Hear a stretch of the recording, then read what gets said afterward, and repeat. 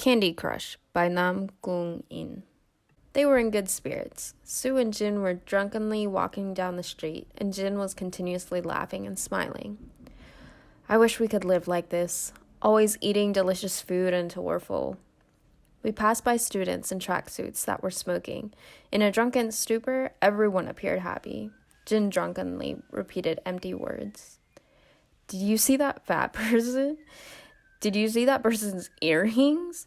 Did you see the clothes they were wearing? Sue drunkenly answered her. I saw everything. Good. All of it was nice. They were walking down a path Sue had been on countless times. Sue was a failed aspiring novelist who didn't have any income. It had been a long time since his parents cut him off financially, so he was living in the cheapest place he could find.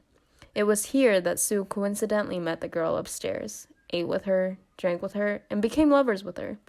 That girl was Jin. Jin was preparing to become a 9th level, the lowest, government employee that had already failed the entrance exam 3 times, with yesterday being her 4th failed attempt. Sue and Jin were both poor, so they understood each other's feelings and their situation. Every date was the same shabby date on repeat. Therefore, if only for today, Sue wanted to comfort Jin, a 4-time failure, by whatever means. Are you happy? Yeah, I'm happy. Sue counted the money he had left. After paying for the meal at the barbecue restaurant, there was a considerable amount of money left. Not long ago, Sue's close friend suggested to him a job offer.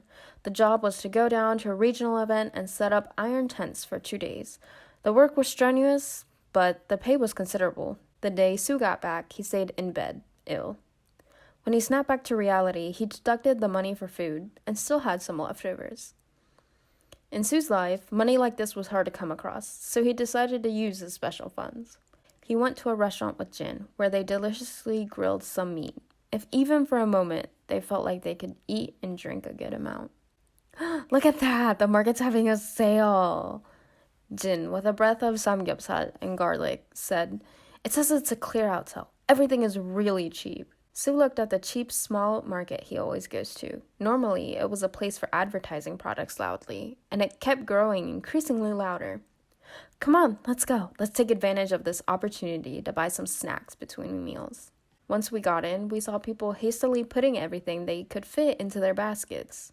Jin, being a lightweight, stumbled to grab a basket and come back, grabbing everything from drinks to junk food, candy, gum, and even soggy instant lunches.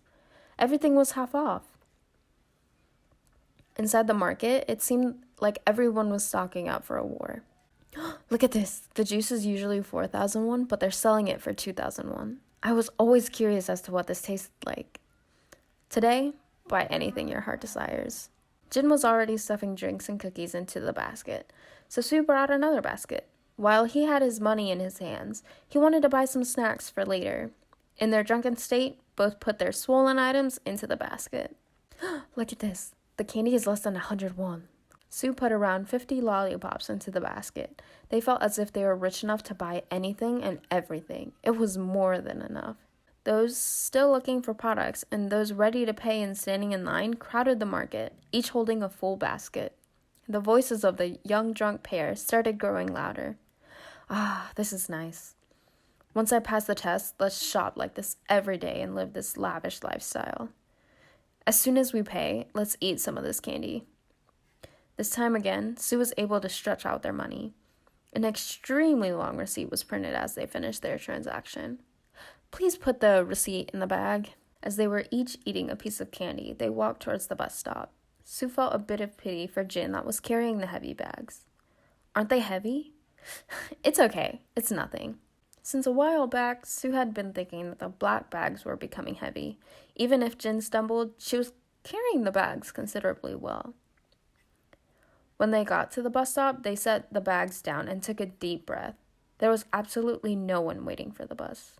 It was then that Sue checked the time. Would there be buses now? I don't know. They were so dizzy that they couldn't check to see what time the last bus would come. They wandered around the bus stop for 30 minutes. Neither people nor buses came. In the chilly atmosphere, they started coming to their senses. Sue, they must have stopped the buses. That's when Sue came to the realization that she didn't even have a penny left. I don't have any money for a taxi, so it looks like we'll have to walk. It was a path that would take them 30 minutes to get back to the Goshiwon. The alcohol they had enjoyed after so long made their bodies grow heavier and heavier. We have to walk. Would there be any other way to get back? They started ploddingly walking back with their large inflated bags. The juice they bought with a discount and the 100-some pieces of candy clinked around in the bag.